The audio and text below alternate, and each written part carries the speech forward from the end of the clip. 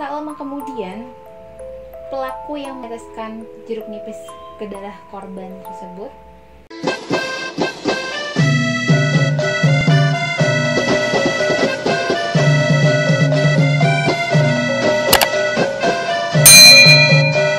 Assalamualaikum warahmatullahi wabarakatuh. Tapi pun, welcome back to YouTube channel Anggun Paksi dan terima kasih sudah klik video ini. Ngomongin tentang Indonesia, biasanya setiap daerah-daerahnya itu mempunyai mitos-mitos tertentu ya.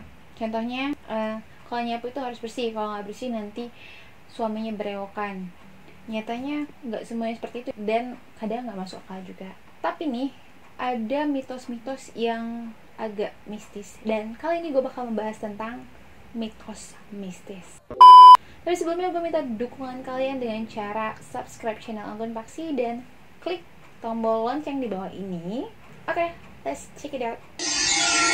Yang pertama yaitu jangan pernah meneteskan perasan jeruk nipis ke darah orang yang sudah meninggal. Ada sebuah mitos yang beredar di masyarakat bahwa jangan pernah meneteskan perasan jeruk nipis ke darah korban kecelakaan atau darah korban yang meninggal gitu. Karena katanya ini akan menyiksa atau menyakiti orang yang sudah mati tersebut. Dan sebagai gantinya, arwah yang sudah meninggal tersebut akan balas dendam terhadap pelakunya. Terdengar omong kosong, tapi hal ini benar adanya. Jangan pernah mencoba hal ini atau terima sendiri akibatnya. Jadi pernah ada orang yang iseng-iseng menaruh tetesan jeruk nipis ke korban kecelakaan.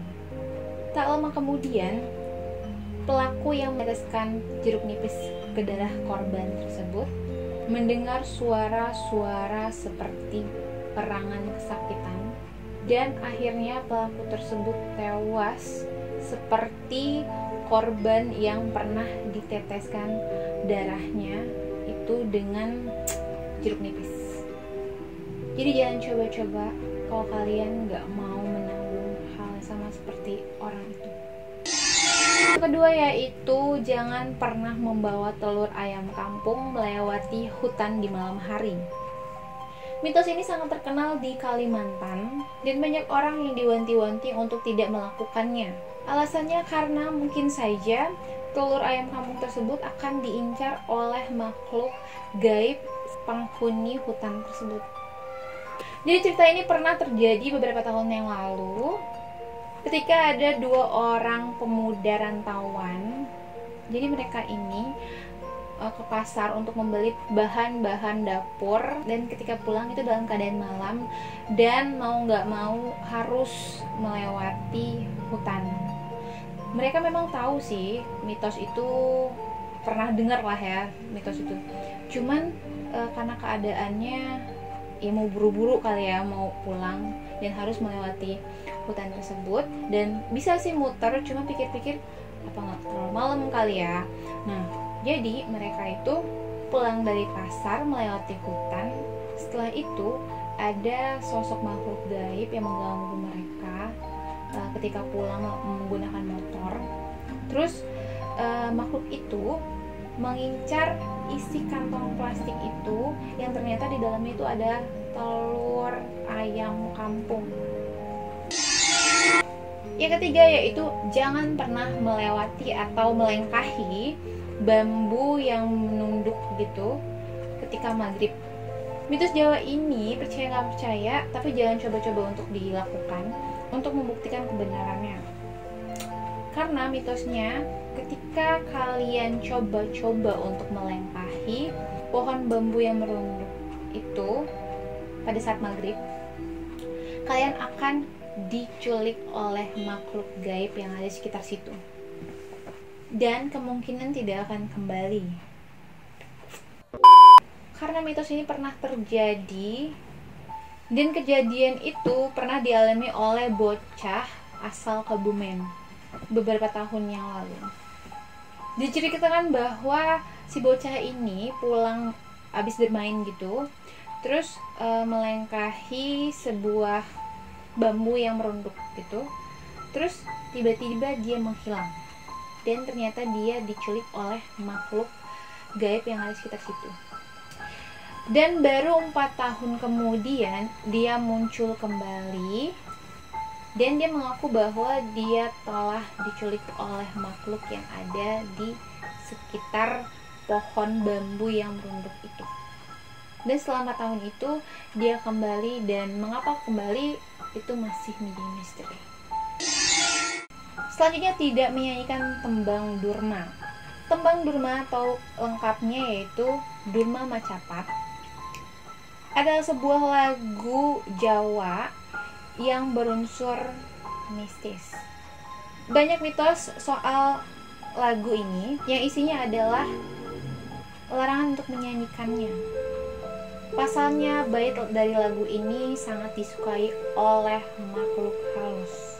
Pasalnya lagi, barang siapa yang mencoba untuk menyanyikan lagu ini akan dihantui oleh makhluk halus dan susah untuk lepasnya.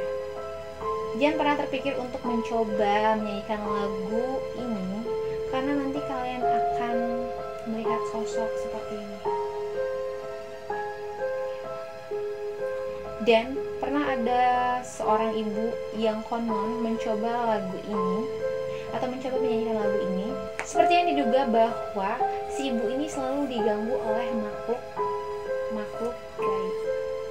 Biasanya mereka berwujud wanita berbaju merah, berambut panjang, bertaring, serta berkuku tajam dan panjang.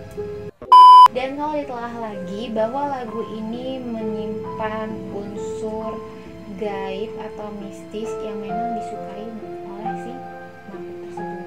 Jadi mungkin makhluk itu tuh ketika mendengar seseorang menyanyikan lagu itu, jadi kayaknya lagi dong nyanyi gitu kan. Jadi ditungguin, diikutin terus. Jadi ya kalau kalian memang pengen diikutin oleh makhluk tersebut ya silakan gitu. Tapi gue nggak nyaranin ya.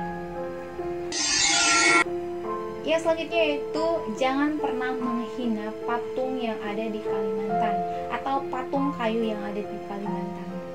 Ketika kita singgah di Kalimantan, terutama di daerah pinggirannya, maka kita akan menjumpai rumah-rumah yang di depannya itu terdapat patung-patung kayu. Nah, mitosnya ini jangan sekali kalian menghina atau mencibir atau nyinyirin si patung kayu tersebut. Pasalnya, si patung ini mungkin akan mengikuti orang yang mengumpat itu atau menghina patung tersebut, dan kemanapun perginya.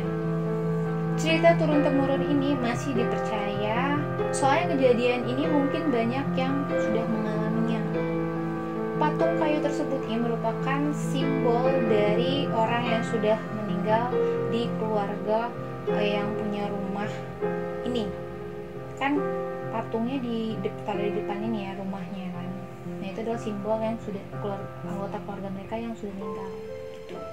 Dan satu-satunya cara untuk menghilangkan mitos tersebut ketika kalian sudah terlanjur ngomongin gitu kan atau nyinyirin patung tersebut adalah meminta maaf kepada keluarga yang bersangkutan. Dan kabar buruknya, jika tidak dimaafkan juga, maka gangguan-gangguan itu akan terus terjadi. Jadi baiknya tetap jaga sikap, sopan santun, dan bicaranya jangan aneh-aneh gitu ya, apalagi yang menyinggung orang lain. Nah, kalau kita telah lagi, mitos-mitos itu mungkin kadang nggak masuk akal sih, tapi memang ada baiknya untuk menghindari daripada kita coba-coba malah terjadi yang hal-hal yang tidak diinginkan seperti itu. Tapi dibalik itu semua, kita harus menjaga kesopan santunan terhadap siapapun dimanapun berada. Oke, kalau kalian suka dengan video ini, silahkan like video ini dan share ke teman-teman kalian biar teman-teman kalian juga tahu tentang info ini. Dan jika ada saran untuk video selanjutnya, bisa kalian komen di bawah ini atau juga bisa DM ke Instagram gue yaitu Anggun Paksi. Oke, gue rasa itu aja. Bye.